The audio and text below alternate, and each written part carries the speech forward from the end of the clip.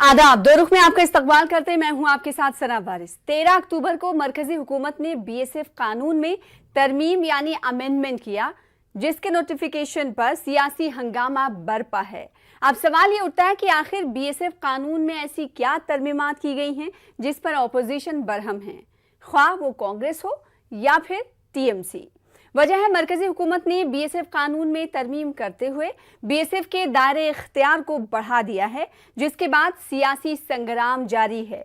दरअसल पंजाब, मगरबी बंगाल और आसाम में इंटरनेशनल बॉर्डर पर बीएसएफ के दायरे इख्तियार को बढ़ा दिया गया है, जिसके मातहत अब बीएसएफ 15 किलोमीटर के बजाय 50 किलोमीटर के बड़े इलाके में तलाशी लेने, जब्ती करने और गिरफ्तार करने की इजाफी ताकत उन्हें दे दी गई है। इसके बरक्स पाकिस्तान की सरहद से मुत्तसिल रियासत गुजरात में बीएसएफ का दायरा इख्तियार घटाया गया है। ये दायरा इख्तियार 80 किलोमीटर से घटाकर 50 किलोमीटर कर दिया गया है। मरकज के इस कदम ने रियासत की खुद मुख्तारी पर बहस को तेज कर दिया है। पंजाब और मगरबी बंगाल हुकूमत ने मरकज के इस फैसले को नामाकूल और नाकाबिले फहम करार दिया। पंजाब के नायब वजीर आला सुखजिंदर सिंह रंधावा ने इसे आइन के फेडरल स्ट्रक्चर पर सीधा हमला करार दिया है। उनका कहना है कि रियासतों को एतमाद और उनसे मशवरा किए बगैर मरकज ने एकतरफा फैसला लिया है, जो रियासती हुकूमत को कमजोर करने वाला है।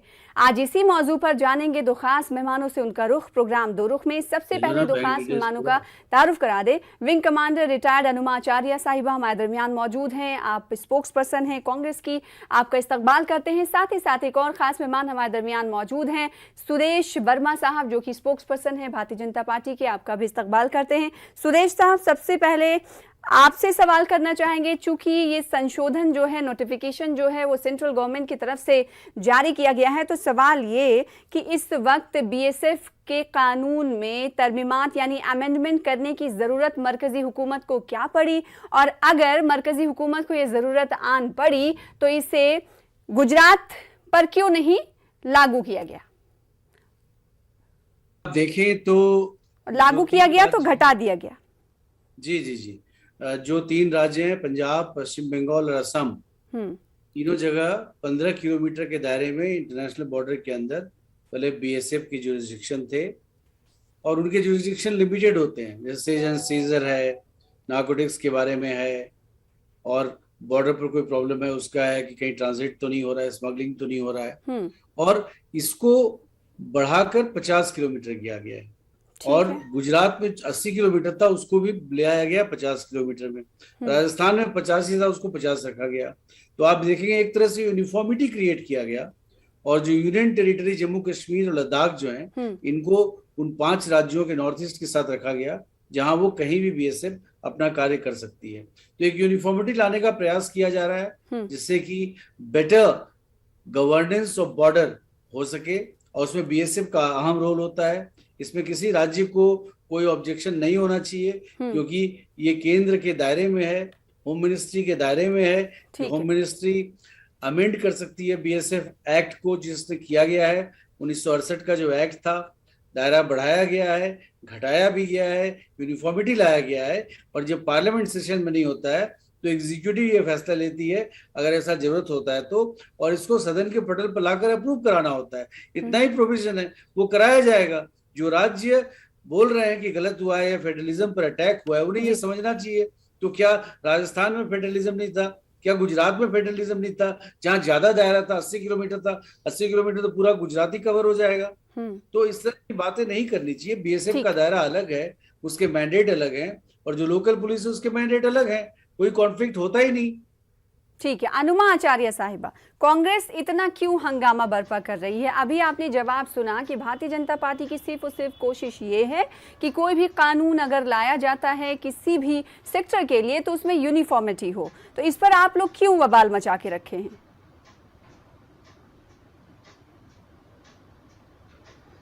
बवाल, देखिए, किसी ने कोई बवाल नहीं मचाया, और अगर सवाल पूछे जाते हैं तो उन्हें अगर आप बवाल कहेंगी तो फिर यहाँ चर्चा की जरूरत ही क्या है?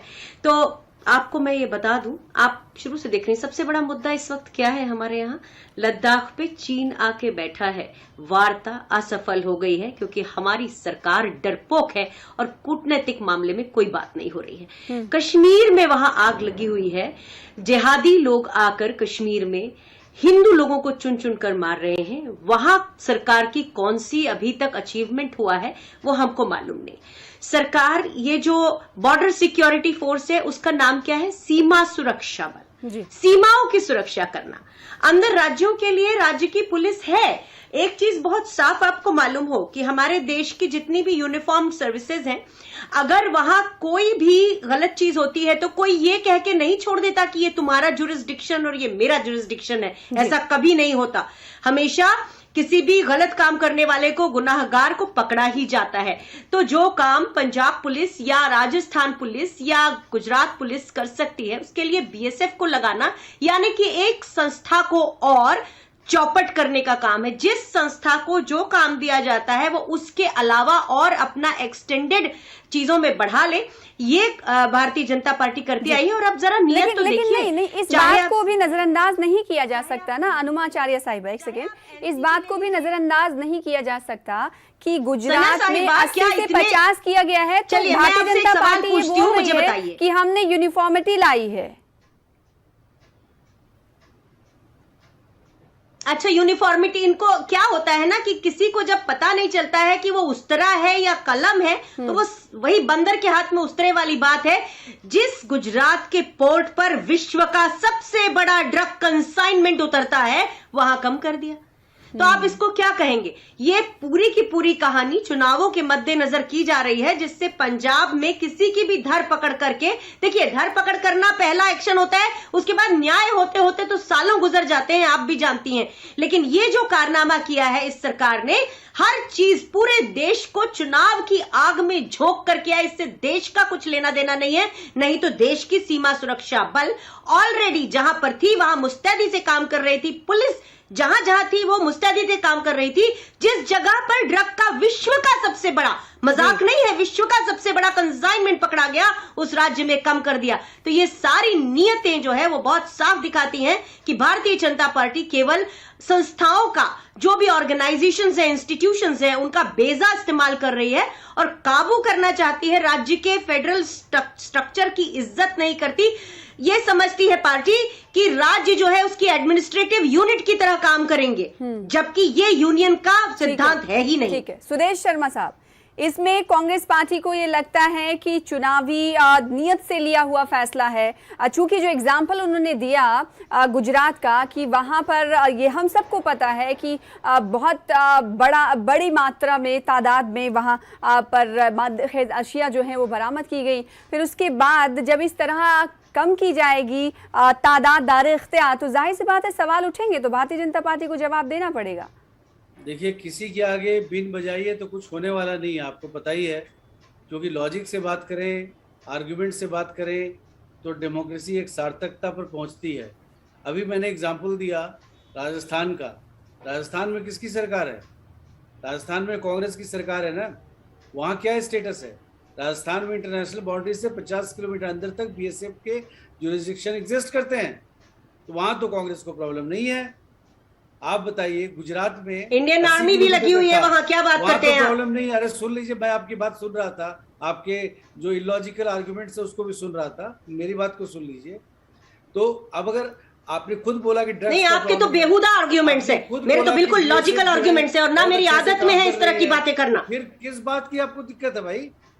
आप बताइए, अगर ड्रोन है 15 किलोमीटर आता है और ड्रोन 20 किलोमीटर, देखिए सुदेश जी, आप मैं तो सना आपसे ही बात करूंगी। सना, ये जो बेहूदगी होती है ना बातों में, वो नहीं समझ में आती।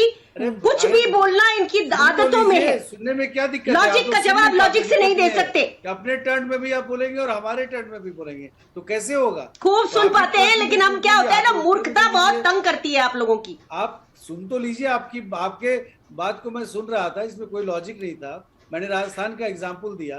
और ये जो बॉर्डर स्टेट्स हैं, जब गुजरात में हो सकता है, राजस्थान में हो सकता है, तो पंजाब में क्यों नहीं हो सकता? क्रेडिबिलिटी नहीं है और लॉजिक है इनके और पास। लद्दाख जो यूनियन टेरिटरी, आपको पता है वहाँ के हालात कैसे हैं, आपको पता है ड्रग्स का मामला है, आम मेरा सवाल गुजरात को लेकर था, उसको कहीं पर घुमा कर फेंकिए मत। विश्व का सबसे बड़ा ड्रग का कंसाइनमेंट वहां पर आया गया है, उसके बारे में बात करिए आप। इन्वेस्टिगेशन हो रहा है ना, इतना जोर जोर से क्यों बोल रहे हैं आप? इन्वेस्टिगेशन हो रहा है उसका, आप चिंता मत करिए, वहां भी नतीजे में पहुंचेंगे, आप चिंता मत करिए। अगर आपके भी लोग होंगे तो पकड़े जाएंगे, चिंता मत करिए। तो इस चर्चा को, इस बहस को आगे बढ़ाएंगे। छोटे से ब्रेक के लिए रुकना होगा। ब्रेक के बाद अनुमा आचार्य साहिबा आपके पास आएंगे। जैसे कि आप कह रही हैं कि इसमें कहीं ना कहीं चुनावी बू आ रही है, जो फैसले बीएसएफ के हवाले से मरकजी सरकार ने लिए। कई और सवाल आपसे करेंगे, लेकिन छोटे से ब्रेक के लिए रुकेंगे। ब्रेक के बाद जल्द लौटेंगे। ब्रेक के बाद एक बार फिर से आपका इस्तकबाल करते हैं। दो खास मेहमान हमारे दरमियान मौजूद है। अनुमा आचार्य साहिबा का कांग्रेस तर्जुमान हैं, साथ ही साथ सुदेश वर्मा साहब जो स्पोक्स पर्सन है भारतीय जनता पार्टी के हमारे दरमियान मौजूद हैं। अनुमा आचार्य साहिबा, अभी कुछ देर पहले आपने सुना सुदेश वर्मा साहब ये कह रहे हैं कि जो गुजरात का एग्जाम्पल आप दे रही हैं वो दरअसल इलॉजिकल है। आप क्या मानती हैं कि जो बातें आप पॉलिटिकल और चुनावी नीयत से लिया गया फैसला इसे मान रही हैं, तो आपको नहीं लगता कि राजस्थान पे भी इसे अलाउ करना चाहिए? राजस्थान को तो उन्होंने छोड़ा है, एज इट इज रखा है। देखिए, राजस्थान में हमारी दोनों सेनाओं की बहुत ज्यादा मौजूदगी है बीएसएफ के अलावा। आपको शायद मालूम है या नहीं, एयरफोर्स के कितने बेसेस हैं वो मैं जानती हूं, आपको मेरे को यहां बोलने की जरूरत नहीं है। दूसरी चीज, मैं आपको एक कहानी सुनाती हूं सना साहिबा, छोटी सी है, सुन लीजिएगा। एक बार एक बच्चे को लेके दो औरतें झगड़ा करते हुए जज के पास आईं और कहने लगी कि ये मेरा बच्चा है, और दूसरी ने भी दावा किया ये मेरा बच्चा है। तो जज को बहुत देर तक समझ में नहीं आया, वो सुनता रहा दोनों की बातें, उनके आर्ग्यूमेंट सुनता रहा। फाइनली उसने एक निर्णय दिया, उसने कहा कि एक काम करो, ना तुम्हारा दोनों इस बच्चे को बीच से मैं काट देता हूं, आधा आधा लेकर चली जाओ। तो जो बच्चे की असल मां थी ना, उसने कह दिया कि नहीं, इसी को दे दो, मुझे नहीं चाहिए। तो जो देश को प्यार करने वाले हैं ना, वो एक दिन वो ये बात समझते हैं कि ये राजनीति की जा रही है, वो देश के पक्ष में रहते हैं हमेशा, चाहे बीएसएफ को ज्यादा अधिकार दे दो, कम दे दो, लेकिन जो चीज इसमें आहत हो रही है वो ऐसे लोग हैं जो देश को प्यार नहीं करते। उन्हें देश किसी भी कीमत पे बर्बाद हो जाए, चाहे कुछ हो जाए, उनको कोई फर्क नहीं पड़ता। तो आपको लगता है इसलिए उन्होंने इस तरह की जो साजिश करी है। अभी आप बताइए ना, क्या ये मुद्दा है? मुझे आप बताइए, क्या ये मुद्दा है? मुद्दा है क्यों लगता है कि आखिर ऐसा क्यों कर रही है भारतीय जनता पार्टी जब मुद्दा ही नहीं है?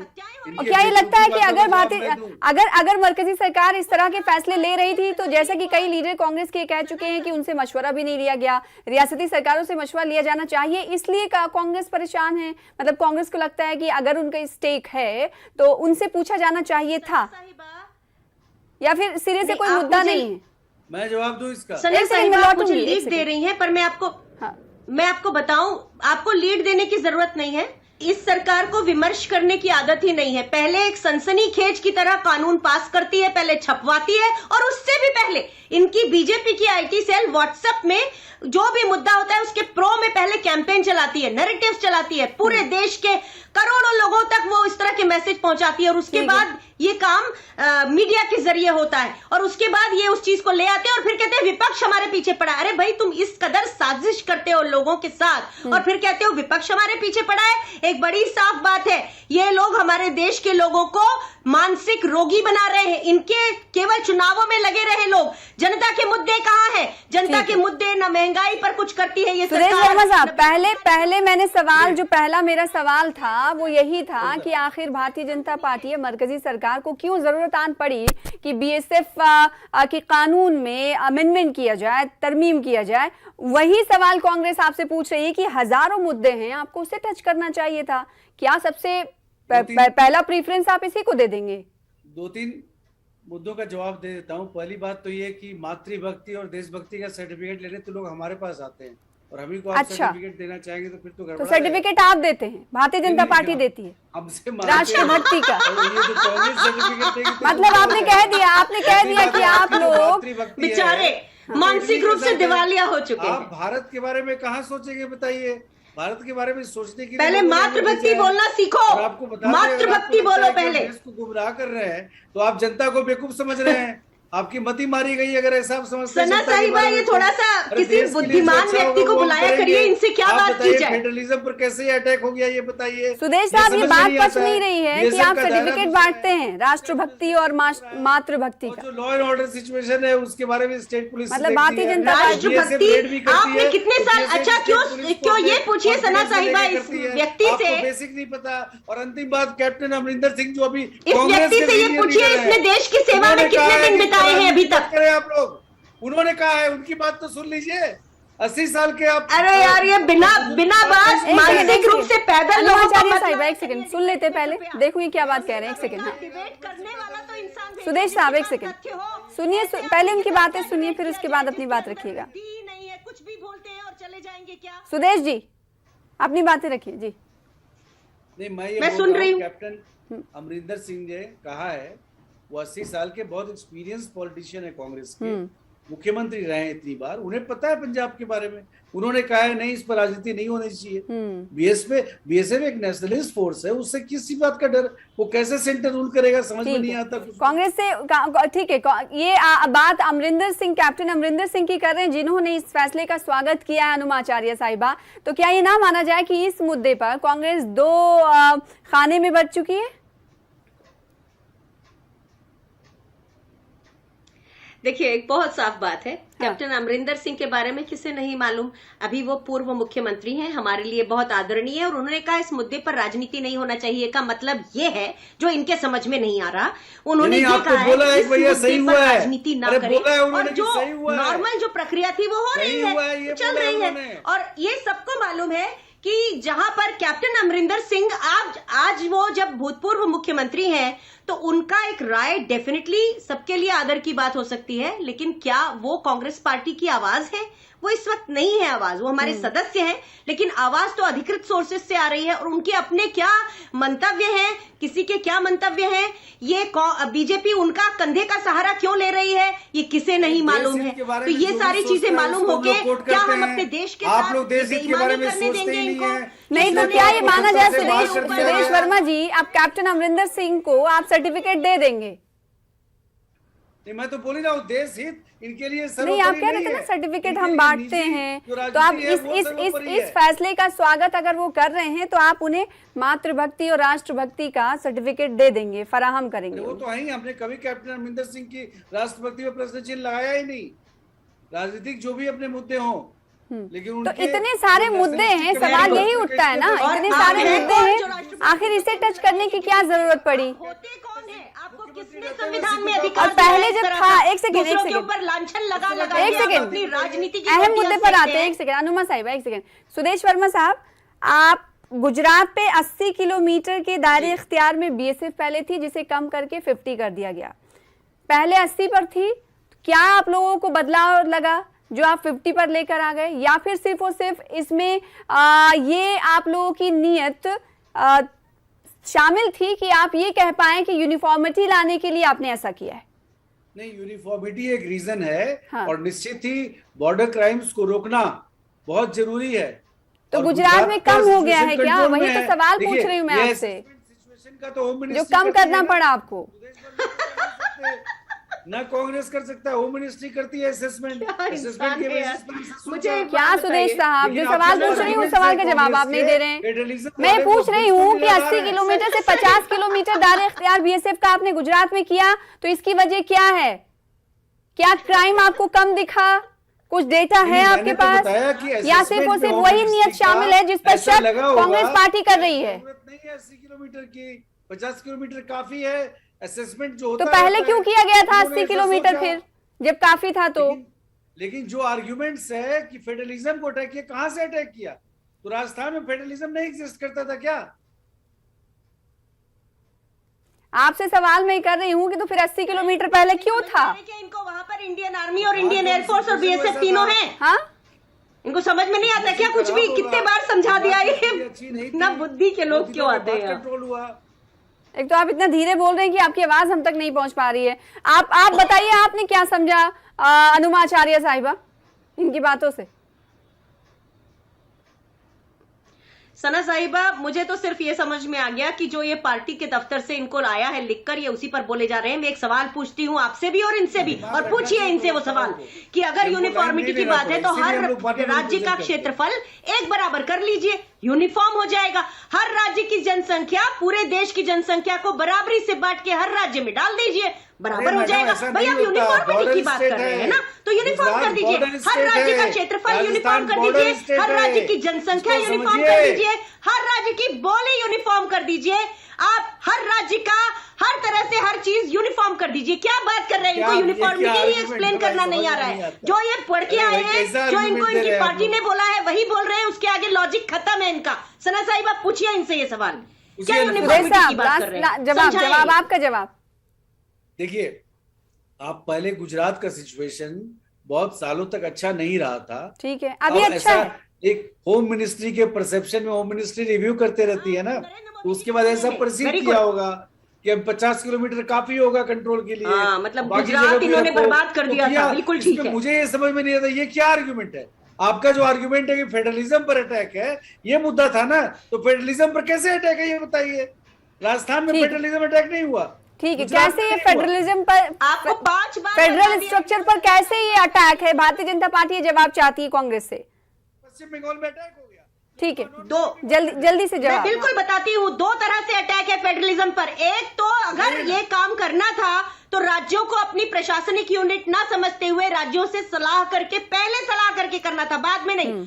दूसरी चीज, अब जब चुनाव होंगे तो इनके पास एक अधिकार होगा कि किसी भी नेता को किसी भी इल्जाम में ये गिरफ्तार करवा देंगे और बाद में उसका निर्णय होता रहेगा, तब तक चुनाव पूरा निकल जाएगा। इस 2 तरह से इन्होंने फेडरल तो सीधे तौर पर माना जाए कि कांग्रेस का ये कहना है कि इस फैसले में, जो पहले मैंने कहा कि चुनावी बू आ रही है, यानी इलेक्शन जिन स्टेट्स में है, इस हवाले से ये फैसला लिया गया है। बेहद शुक्रिया अदा करना चाहेंगे। वहीं भारतीय जनता पार्टी का ये कहना है कि अगर मरकजी सरकार को ऐसा फील होता है तभी वो इस तरह के फैसले लेती है, किसी भी कानून में तरमीम करती है। बेहद शुक्रिया आप दोनों खास मेहमानों का हमारे दरमियान शामिल रहने के लिए। फिलहाल इसी के साथ मुझे दीजिए इजाजत, कल फिर बड़े मुद्दे के साथ होंगे हाजिर, तब तक के लिए आदाब।